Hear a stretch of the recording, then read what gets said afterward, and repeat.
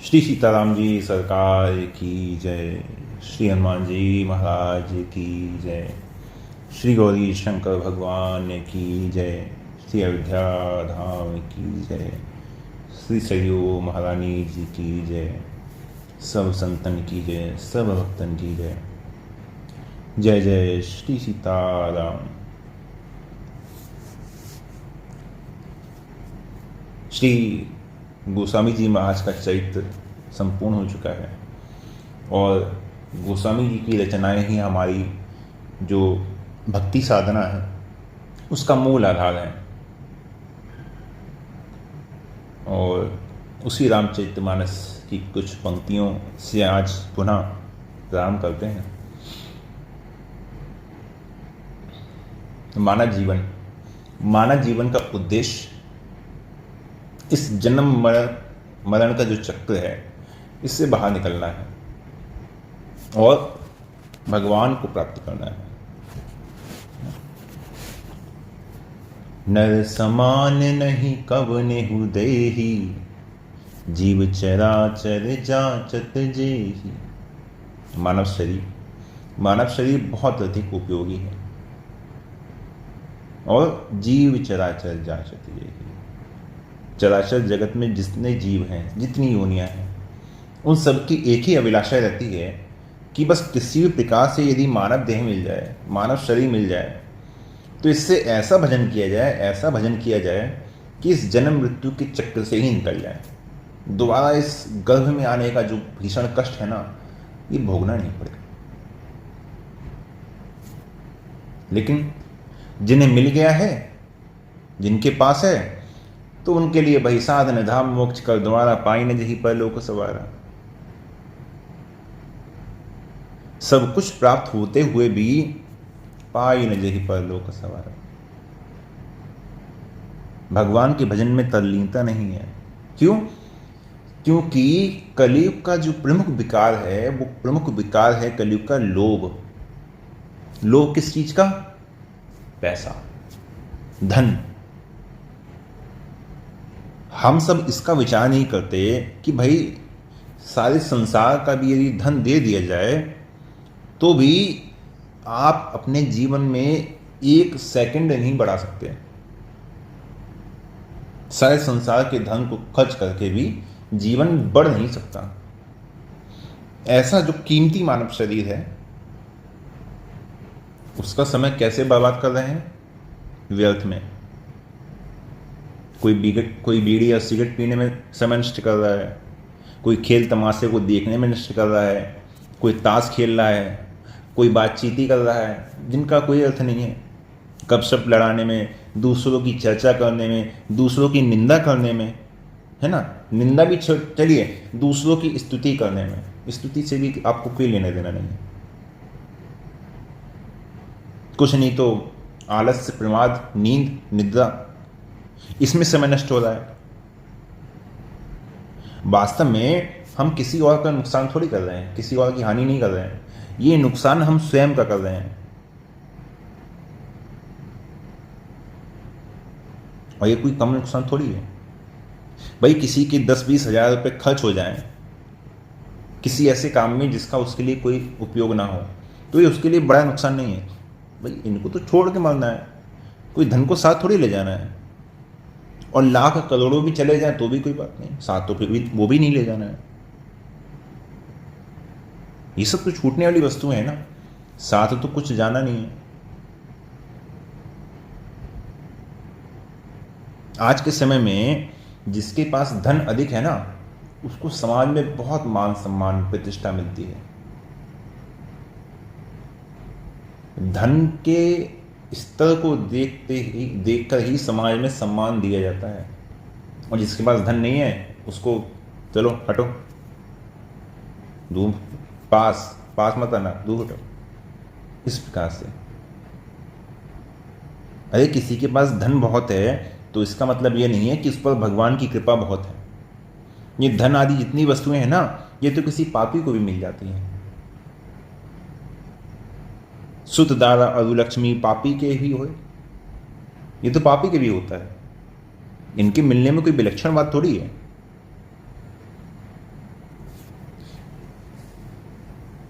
एक कथा से समझिए। एक राजा था, उस राजा की साधु वेश में बड़ी निष्ठा थी। अब निष्ठा तो भी सब में होती नहीं, किसी किसी में ये निष्ठा होती है। तो वो राजा क्या था, वो साधु संतों को देखकर बड़ा प्रसन्न होता था।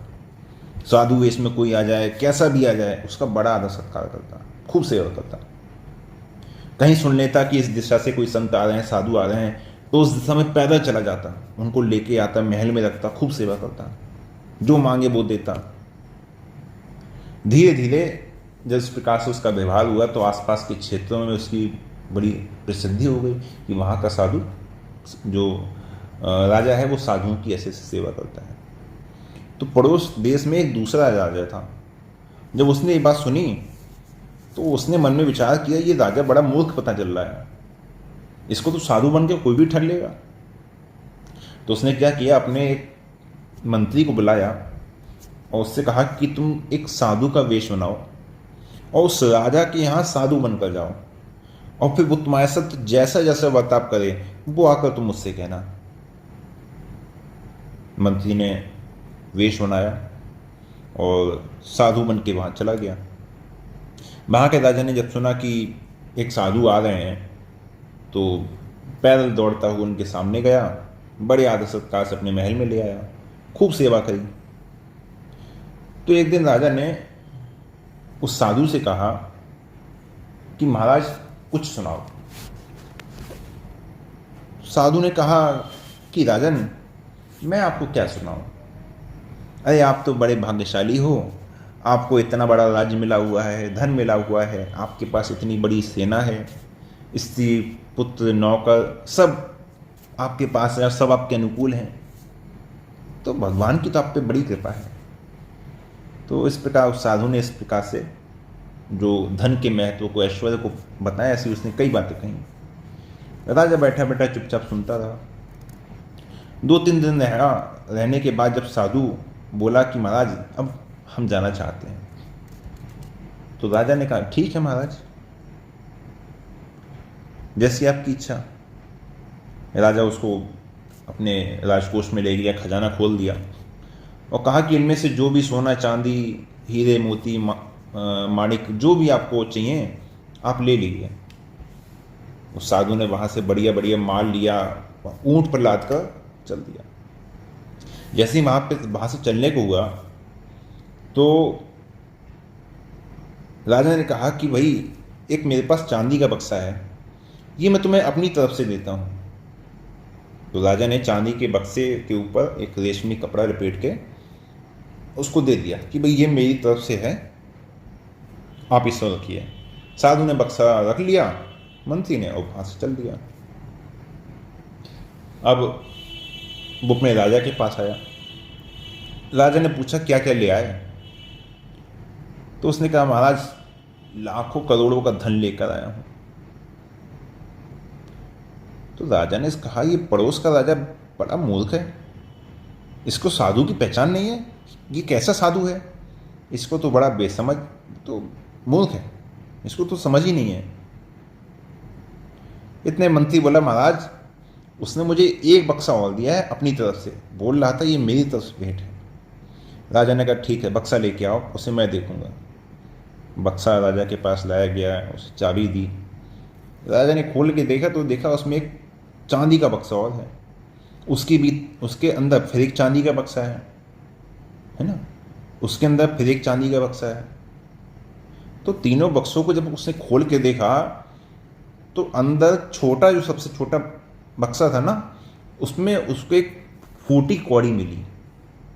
क्या मिला? फूटी कौड़ी। राजा ने सोचा कि क्या मतलब है इसका। थोड़ी देर विचार करने के बाद वो क्या मन में उसके आया कि ये राजा मूर्ख नहीं है, ये बड़ा बुद्धिमान है, साधु वेश में इसकी निष्ठा आदरणीय है। तो राजा ने सोचा मंत्री से पूछता हूँ क्या बात हुई। हाँ भाई तुमसे क्या बात हुई, सारी बात बताओ। तो उसने कहा महाराज एक दिन राजा ने मुझसे कहा कि महाराज कुछ सुनाओ, तो मैंने कहा तुम बड़े भाग्यशाली हो, राज्य है, धन संपत्ति है, स्त्री पुरुष हैं, नौकर चाकर हैं, तुम पर भगवान की बड़ी कृपा है। ये सुनकर राजा समझ गया कि 3 बक्से के होने का मतलब है स्थूल शरीर, सूक्ष्म शरीर और कारण शरीर। इन तीनों के अंदर क्या है? इन तीनों के अंदर फूटी कौड़ी है और कुछ नहीं है। इसका मतलब समझे?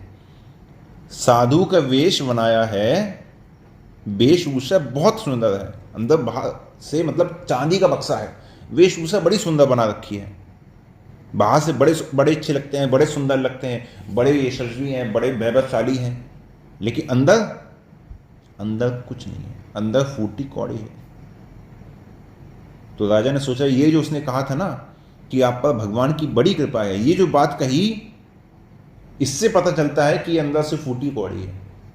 ये भगवान की कृपा को इतने में ही सीमित मानता है, इसकी दृष्टि में भगवान की कृपा इससे ऊपर है ही नहीं। अरे कृपा तो ये होती कि भगवान का भजन करता, भगवान में लग जाए, ये कृपा होती। मतलब क्या है?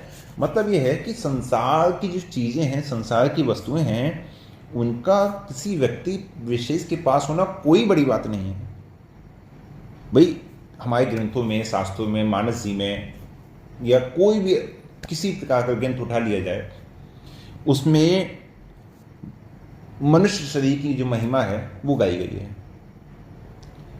ना तो धन की महिमा कहीं है, ना राज्य की महिमा है, न ऐश्वर्य की महिमा है, न वैभव की महिमा है, किसी की महिमा नहीं है। महिमा किसकी है? नाम की महिमा है। स्वर्ग का राजा है ना, तीनों लोकों का राजा है स्वर्ग, इंद्र। उस इंद्र की भी महिमा कहीं नहीं है, उल्टा और लिखा हुआ है? क्या क्या लिखा है? 3 टूक कौपीन के, अरुभाजी बिन नौन, तुलसी रघुबर उर बसे, इंद्र बापुरो कौन। है ना? 3 टूक कौपीन के। जो कौपीन साधु संत पहनते हैं वो भी साबुत नहीं है उनके पास। कितनी है? 3 टुकड़ों में है। और अरुभाजी बिन नौन, और सब्जी भी खा रहे हैं कैसे? बिन नौन, बिना नमक के खा रहे हैं। लेकिन अगर उनसे भी पूछा जाए तो क्या कहते हैं? तुलसी रघुबर उर बसे, इंद्र बापुरो कौन। अरे जिसके हृदय में रघुनाथ जी बसते हैं उसके लिए इंद्र कौन?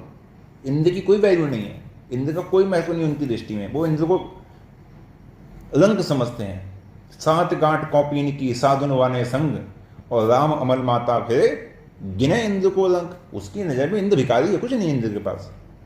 वो खुद सोचता है कि किसी प्रकार से मानव शरीर मिल जाए तो वही भजन कर लें।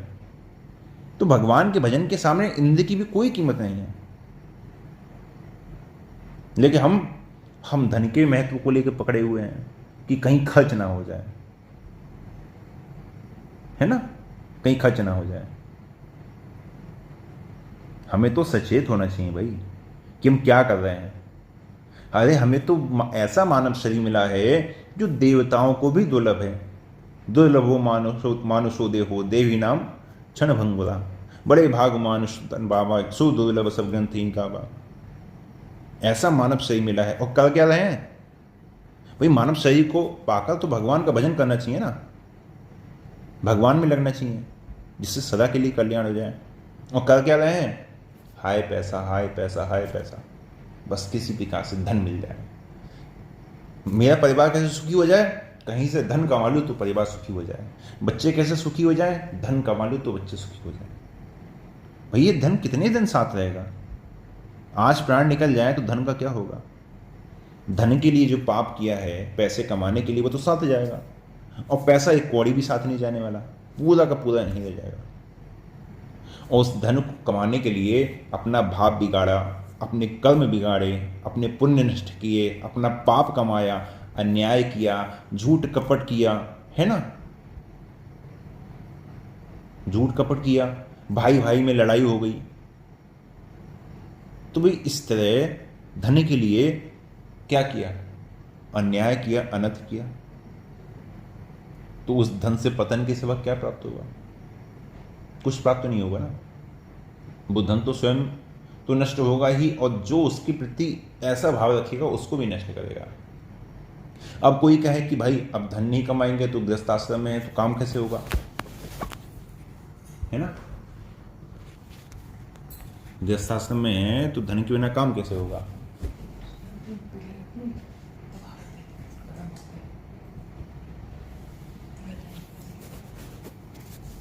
तो देखिए सीधी सी बात है, कोई ज़्यादा समझने वाली बात नहीं है। पूरी जो कथा है, पूरा सत्संग किसके ऊपर है, धन के महत्व को लेकर, कि धन का महत्व मन में मान रखा है।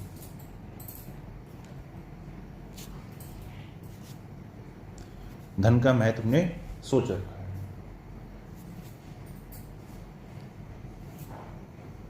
तो उसके महत्व को अपने अंदर न रखकर धन कमाओ, अच्छा है, जो आपकी आवश्यकता है उनको पूरा करो, वो भी अच्छा है।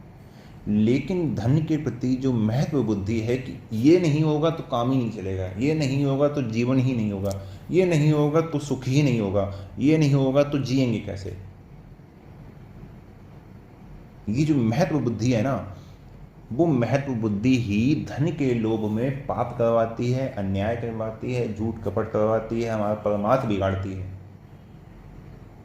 धन के प्रति केवल जो महत्व बुद्धि है ना, वो समाप्त हो जाए कि इसके बिना हमारा काम नहीं चलेगा। गृहस्थाश्रम में है, ठीक है, आप कमाइए, लेकिन जैसा कल मैंने कहा था ना कि भगवान का कार्य है, भगवान की पूजा है, भगवान की पूजा से प्राप्त होगा, प्रसाद स्वरूप प्राप्त होगा। धन, संसार क्या है, भगवान का है। संसार की सेवा किसी भी स्वरूप में, किसी भी विभाग में, किसी भी डिपार्टमेंट में हम काम करते हैं, भगवान की सेवा है। उस भगवान की सेवा आपने की तो भगवान की सेवा से भगवान ने आप उस सेवा का जो आपको फल प्रदान किया, वो आपकी तनख्वाह है, वो आपकी सैलरी है। आपने भगवान की सेवा करी, उस सेवा से प्रसन्न होकर भगवान ने जो आपको फल दिया, जैसे भगवान को भोग लगाते हैं ना, तो भगवान को भोग लगाने के बाद क्या होता है, भगवान प्रसाद देते हैं जिसको आप पाकर अपनी क्षुधा, अपनी भूख शांत कर सकें। तो वो प्रसाद स्वरूप भगवान ने दिया, उससे अपने परिवार का पालन पोषण कीजिए, अच्छे से जीवन जिए और भगवान का भजन कीजिए, भगवान का नाम जप कीजिए। इतनी सी समझने वाली बात है। केवल जो महत्व बुद्धि है ना, वो महत्व बुद्धि अपने अंदर से समाप्त करनी है कि भाई इसके बिना हमारा काम नहीं चलेगा।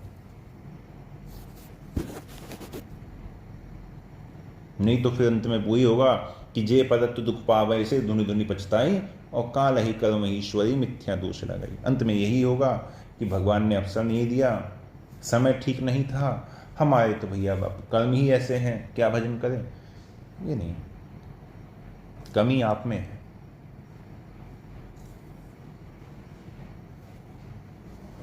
ठीक है, तो क्या है, अपना भजन कीजिए, राम राम कीजिए, और आज के लिए यहीं विश्राम देते हैं।